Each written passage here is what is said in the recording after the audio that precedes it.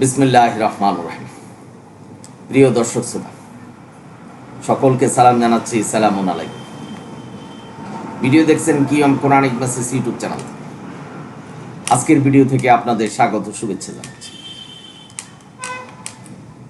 আজকের প্রসঙ্গ, এক ভাই প্রশ্ন করলেন, সূরা আনকাবুতের ৪৫ নম্বর আয়াতে আল্লাহ কি বলছেন।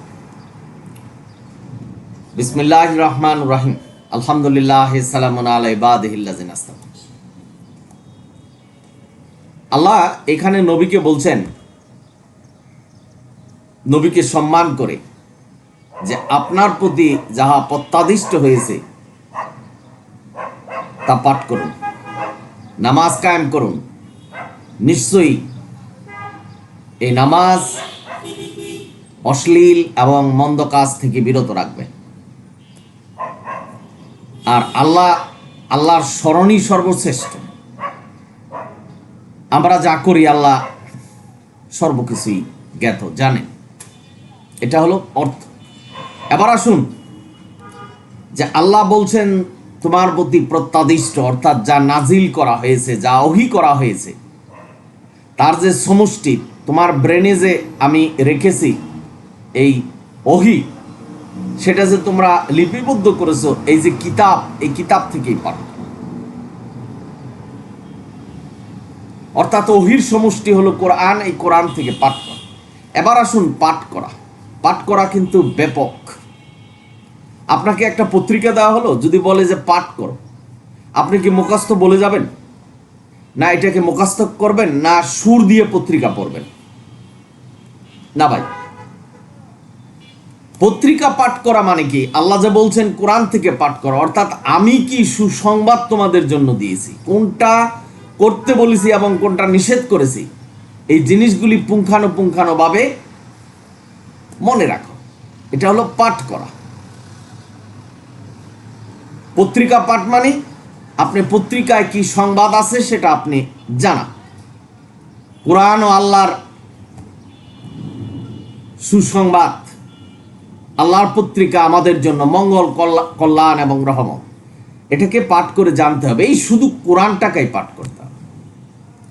এবার আসুন, আল্লাহ বলছেন যে নামাজ, সালাত কায়েম করো। সালাত কায়েম কি? সালাত শব্দের অর্থ হলো আল্লাহর হুকুম বিধান পুঙ্খানুপুঙ্খানুভাবে পালন করা। আল্লাহ যেভাবে বলছেন সেভাবে অনুসরণ করা। সালাত শব্দের অর্থ হলো মোনাজাত। সালাত শব্দের অর্থ হলো জিকির।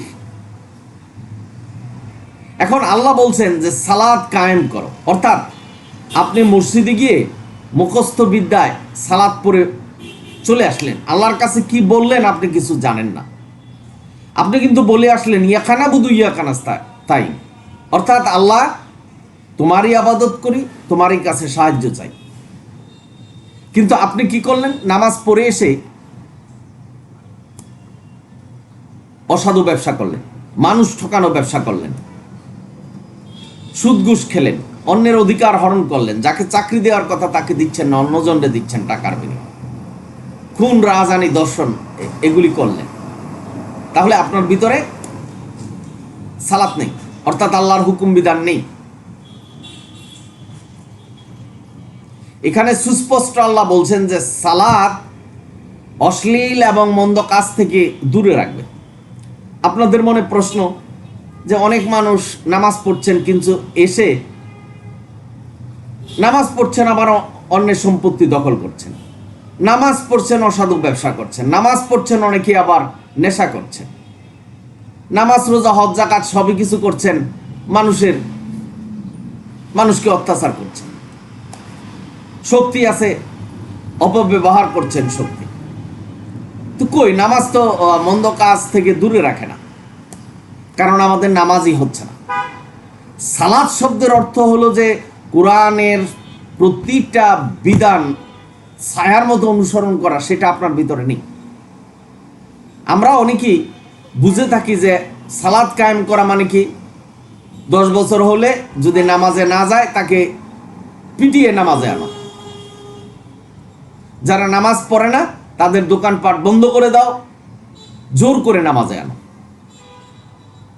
এটা সালাত কায়েম নয়। সালাত কায়েম অর্থ হলো আপনার ভিতরে সালাত জারি থাকতে হবে, অর্থাৎ আল্লাহর সম্পূর্ণ হুকুম বিধান আপনার ভিতরে থাকতে হবে। আপনি মুখস্থ বিদ্যা দিয়ে নামাজ পড়ে আসলেন, বাইরে এসে শয়তানি করছেন, কারণ হলো সালাত তো আপনার হচ্ছে না, সালাতের অর্থ আপনি বুঝছেন না। হ্যাঁ, প্রতিটা পদক্ষেপ যদি আপনি আল্লাহর হুকুম বিধান মানেন, এমনকি বাথরুমে বসেও যদি আপনার আল্লাহর হুকুম বিধান মানেন, যে আল্লাহ কি বলছে আর কি করতে বলছেন আর কি করতে নিষেধ করেছেন, সেটা যদি আপনার ভিতরে থাকে, এটা হলো সালাত প্রতিষ্ঠা, অর্থাৎ আপনার ভিতরে সালাত জারি থাকা। মসজিদে নামাজ পড়লেন মুখস্থ বিদ্যা দিয়ে, বাইরে এসে ভুলে গেলেন সালাতটা যে কি সেটাই বুঝতে পারছেন না। আল্লাহ এটাই বুঝাচ্ছেন যে সালাত জারি রাখো, তোমার ভিতরে কায়েম করো, কৌশলে তোমার আশেপাশে আত্মীয় স্বজন যারা আছে তাদেরকে সালাতের কথা বলো। পিটিয়ে সালাতে নেওয়ার জন্য বলেনি, কারণ হেদায়েত আল্লাহ দিবে, যাকে আল্লাহ হেদায়েত দিবে সেই নামাজ পড়তে পারবে, সালাত পড়তে পারবে, যাকে দিবে না সে পড়তে পারবে না। আমাদের দায়িত্ব আল্লাহ দিছে আমাদের উপরে যে তোমরা কোরআনের কথাগুলি মানুষের কাছে বলে দাও কৌশলে। এটাই আমাদের দায়িত্ব, নবী রাসূলের দায়িত্ব এটাই ছিল। শুধু কোরআন মানা, কোরআনের আল্লাহ কি বলছেন সেটা মানুষকে জানিয়ে দাও। এবার আসুন, যে আপনি সালাত পড়লেন কোরআন ভিত্তিক, কোরআন আল্লাহ যেভাবে বলছেন প্রতি ওয়াক্তে 2 রাকাত সালাত যেভাবে সালাত পড়তে বলছেন, আমি এই ব্যাপারে ভিডিও দিয়েছি, কোরআনে সালাতের বাস্তব রূপ। যারা দেখছেন আর যারা না দেখেন দেখে নেবেন, তাহলে সালাত সম্পর্কে জানতে পারবেন। প্রতি ওয়াক্তে 2 রাকাত নামাজ পড়তে হবে। সুতরাং আপনার সালাত যদি এরকম হয়, সালাতের অর্থ যদি আপনি বুঝেন যে কোরআনের নিয়ম পদ্ধতি সব কিছু আল্লাহ যা হুকুম দিয়েছেন সেটা আমার ভিতরে থাকতে হবে প্রতিটা ক্ষেত্রে, চাকরি বাকরি ঘুমানো সর্বক্ষেত্রে এটাই থাকতে হবে, চলাফেরা, তাহলে দেখবেন এই সালাত আপনাকে অশ্লীল এবং মন্দ কাজ থেকে বিরত রাখবে। অর্থাৎ আপনি হাঁটছেন, আপনি যদি আল্লাহর কথা মনে রাখেন যে আল্লাহ তো এই বিধান দিয়েছে, আমি এটা করতে পারবো না। আপনি জেনা করতে যাবেন, মনে হবে যে না আল্লাহ তো জেনা নিষেধ করেছে। চুরি করতে যাবেন, ঘুষ সুদ খেতে যাবেন, আপনার মনে হবে যে না আল্লাহ নিষেধ করেছেন, আমি পারবো না। এটা হলো সালাত। এই সালাতটা জারি রাখার কথাই আপনাকে বলছে, সালাত কায়েম করার কথা। কায়েম মানে জারি রাখা আপনার ভিতরে। এটার অর্থ নয় মসজিদে যতক্ষণ থাকবেন ভালো থাকবেন, বাহির হয়ে আইসে আবার শয়তান হয়ে যাবেন, শয়তানি আরম্ভ করবেন। এটা সালাত নয়, এটা সালাত কায়েম করা নয় বা জারি রাখা নয়। আপনার বুঝ হওয়ার পরের থেকে মৃত্যু পর্যন্ত আল্লাহর হুকুম বিধান ছায়ার মতো অনুসরণ করতে হবে। আমরা এখনো দেখবেন সমাজে মানুষ কোরআন থেকে একটা কথা বলছে, হাদিস থেকে 99টা কথা বলছে। এটা সালাত জারি নয়, আপনার ভিতরে সালাতের জারি নয়। কোরআনের 100% কোরআনের নিয়ম পদ্ধতি যার ভিতরে আছে সেটা হলো সালাত জারি, আপনার ভিতরে সালাত জারি আছে। আর এই জারি যদি না থাকে, এই সালাত যদি আপনার ভিতরে কায়েম না থাকে, তাহলে কোনো ইবাদতই আপনার কবুল হবে। আপনি কোন প্রকৃতির লোক, কত জ্ঞানী, কত অর্থ সম্পদ আপনার আছে সেটার উপর নির্ভর করবে না। আপনি কোরআনটাকে কিভাবে অনুধাবন করছেন, কিভাবে অনুসরণ করছেন, আপনার ভিতরে সালাত কিভাবে জারি রাখছেন, কিভাবে কায়েম করছেন, সেটা হলো মূল বিষয়। সালাত এই অঙ্গভঙ্গির মাধ্যমে যে সালাত, সেটাও আল্লাহ নির্দেশনা দিয়েছে, কিন্তু প্রকৃত অর্থে সালাত বোঝাচ্ছে আল্লাহর প্রতিটা হুকুম বিধান ছায়ার মতো অনুসরণ করা। আমাদের সমাজে দেখবেন একটা কোরআনের একটা খুব বেশি বেশি মানছেন, আর একটা মানছেন না। সুদ ঘুষের ব্যাপারটা নিয়ে কিন্তু খুব আলোচিত। সব মোল্লারাই বলছেন সুদ খেয়েও না, ঘুষ খেয়েও না, তাহলে জাহান্নামে যাবে। কিন্তু সুদ ঘুষের চেয়েও যে খারাপ ওজনে কম দেওয়া, অসাধু ব্যবসা করা, খাবারে ভেজাল মিশানো, অন্যের অধিকার হরণ করা, এই ব্যাপারটা নিয়ে খুব একটা সমালোচনা আমাদের সমাজে নেই, জোরালো কোনো বক্তব্য নেই। ধর্ম নিয়ে ব্যবসা করা যাবে না, এই বিষয়টা নিয়ে কোনো মোল্লারা আলোচনা করছেন না।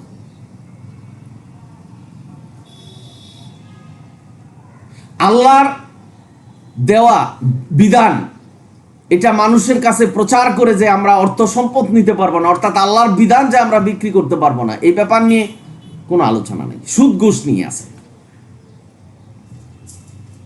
বাবা, আপনারা যারা শুনবেন, আজকে সমাজ চারিদিকে ঘুরে দেখবেন যে সমাজটা কিভাবে যার যার নিজের স্বার্থের উপরে পুঞ্জীভূত করেছেন, স্বার্থের মধ্যে নিয়েছেন। একটু চিন্তা করলে বুঝতে পারবেন আল্লাহর যে বিধান এটা মানুষের কাছে প্রচার করা, এটা যে একটা মানে নন প্রফিটেবল কাজ, সেটা থেকে মানুষকে ভুলিয়ে দিচ্ছে। কৌশল খাটাচ্ছেন, বলছেন মাদ্রাসায় ছেলে মেয়েদেরকে দেন কোরআন মুখস্থ করান, মিথ্যা বলছেন যে যারা কোরআন মুখস্থ, যারা হাফেজ, তারা 10 জনকে জান্নাতে নিয়ে যাবে। এই ধরনের নির্দেশনা তো কোরআন দেয় না, বরং কোরআন বলছে উল্টোটা, যে কেউ কারো কোনো সাফায়াত গ্রহণ করা হবে না। মানুষকে এভাবে প্রতারিত করছে। আসুন, সেই সূরায় বলছেন যে আল্লাহর স্মরণই সর্বশ্রেষ্ঠ। আল্লাহর স্মরণ কি? আল্লাহ যা বলছেন, আল্লাহ যা হুকুম বিধান দিয়েছেন, এটা যদি আমাদের ভিতরে থাকে তাহলে আমরা শ্রেষ্ঠ মানুষ হতে পারবো। নবী রাসূলরা যা করে গেছেন, এটাই আল্লাহর স্মরণ। আপনি আল্লাহকে ভয় করবেন, আল্লাহ স্মরণ করবেন। আমি একটা মন্দ কাজ করতে গেলাম, হ্যাঁ, আল্লাহ তো আমাকে দেখছে, আমি কাজ করতে পারবো না। তার মানে এটা যে সালাত, অর্থাৎ আল্লাহর হুকুম বিধান মানা যে সালাত, এটা যদি আপনি স্মরণে রাখেন, আল্লাহকে যদি স্মরণ রাখেন, তাহলে আপনি মন্দ এবং অশ্লীল কোনো কাজই করতে পারবেন না। এটা হলো সালাত। মসজিদে গিয়ে মুখস্থ বিদ্যা বা ইমাম কি বললেন, আপনি দাঁড়িয়ে থাকলেন, রুকু সেজদা করে চলে আসলেন, এটা কি সালাত? লোক দেখানো সালাত করছেন, এটা আল্লাহর কাছে গ্রহণযোগ্য হবে না। সালাত আপনার ভিতরে জারি থাকতে হবে, অর্থাৎ আল্লাহর হুকুম বিধানটা যেখানে দেখবেন মন্দ কাজ হচ্ছে, সেখানে যদি আপনার শক্তি থাকে কথা বলুন, না হলে দূরে চলে আসুন। অর্থাৎ আল্লাহর হুকুম বিধান ছায়ার মতো অনুসরণ করার নাম সালাত। আজকের সমাজে দেখবেন আল্লাহর একটা হুকুম মানছেন আর একটা মানছেন না, বা আল্লাহর হুকুমকে বাড়িয়ে হাদিসের সাথে সংমিশ্রণ করে, মানুষের বানানো হাদিসের সাথে সংমিশ্রণ করে এটাকে বিকৃতি আকৃতি ধারণ করেছেন। মানে একটা হজবরল একটা ইবাদতের সৃষ্টি করেছে। ভাই বোনেরা, আপনারা যারা শুনছেন, যারাই ব্যবসা করছে এই ধর্ম নিয়ে, তাদের বিপদ সামনে। এবং আল্লাহ বলছেন এখানে এই আয়াতে যে আল্লাহ সব কিছু জানেন। আমরা যা করি সব কিছু আল্লাহ জানেন। অন্তর দিয়া করি, গোপনে করি, প্রকাশ্যে করি, সব আল্লাহ জানেন। আপনি কি লোক দেখানো সালাত পড়ছেন, লোক দেখানো নামাজ পড়ছেন, না প্রকৃত নামাজ পড়ছেন? নামাজের মধ্যে ইয়াকা নাবুদু ওয়া ইয়াকা নাস্তাইন যে বলে আসলেন যে আমি আল্লাহরই ইবাদত করি, তোমারই ইবাদত করি, তোমারই কাছে সাহায্য চাই, আসলে কি চাচ্ছেন? মাজারে যাচ্ছেন, পীরের কাছে যাচ্ছেন, এমন কথা বলছেন যে কোরআনে সালাতের বর্ণনাই নাই, হাদিসে যেতে হবে। তার মানে প্রতবষ্ট হয়ে গেলেন। তাহলে আপনার এই সালাত অশ্লীল এবং মন্দ কাজ থেকে কিভাবে দূরে রাখবেন? অর্থাৎ সালাতই হচ্ছে না। সালাত যে কায়েম, অর্থাৎ জারি যে আপনার ভিতরে, এটা নেই। মসজিদে নামাজ পড়লেন, পুনরাবৃত্তি করা হচ্ছে, বাহিরে এসে দেখবেন অসাধু ব্যবসা করতেছে, নামাজ পড়তেছে, মানুষের সম্পত্তি দখল করতেছে, চাঁদাবাজি করছেন, চুরি করছেন। তাহলে ওই সালাত তো আপনার ভিতরে জারি নেই, কায়েম নেই। তার মানে ওই সালাত অশ্লীল এবং মন্দ কাজ থেকে দূরে রাখবে না। কোরআন সত্য, আল্লাহ যা বলছে সেটা সত্য। অর্থাৎ আমাদের নামাজটা অর্থাৎ সালাত আমরা যেভাবে পড়ছি সেটা হচ্ছে না, যার জন্য অশ্লীল এবং মন্দ কাজ থেকে আমাদেরকে আল্লাহ দূরে রাখে না। এই সালাত আমাদের মন্দ কাজ করতে বাধা দেয় না, কারণ সালাতই হচ্ছে। বিষয়টা একটু খুব গভীরভাবে চিন্তা করবেন। যিনি প্রশ্ন করেছেন বিশেষ করে আশা করি বুঝতে পেরেছেন যে এখানে আল্লাহ কি বলছেন। আল্লাহর স্মরণ রাখবেন, শয়নে স্বপনে কর্মে সব সময় আল্লাহর স্মরণ রাখবেন, আল্লাহর হুকুম বিধানের কথা চিন্তা করবেন যে কি বলছেন করতে, কি নিষেধ করেছেন। এই বিষয়টা যখন চিন্তা রাখবেন, এটা হলো সালাত, এটা যখন আপনার ভিতরে থাকবে তখন অশ্লীল এবং মন্দ কাজ থেকে আপনাকে দূরে রাখবে। আশা করি বুঝতে পেরেছেন। সকলেই ভালো থাকুন, সুন্দর থাকুন। যদি ভিডিও ভালো লাগে সাবস্ক্রাইব এবং শেয়ার করবেন। অনিল হামদুলিল্লাহ রাব্বিল আলামিন।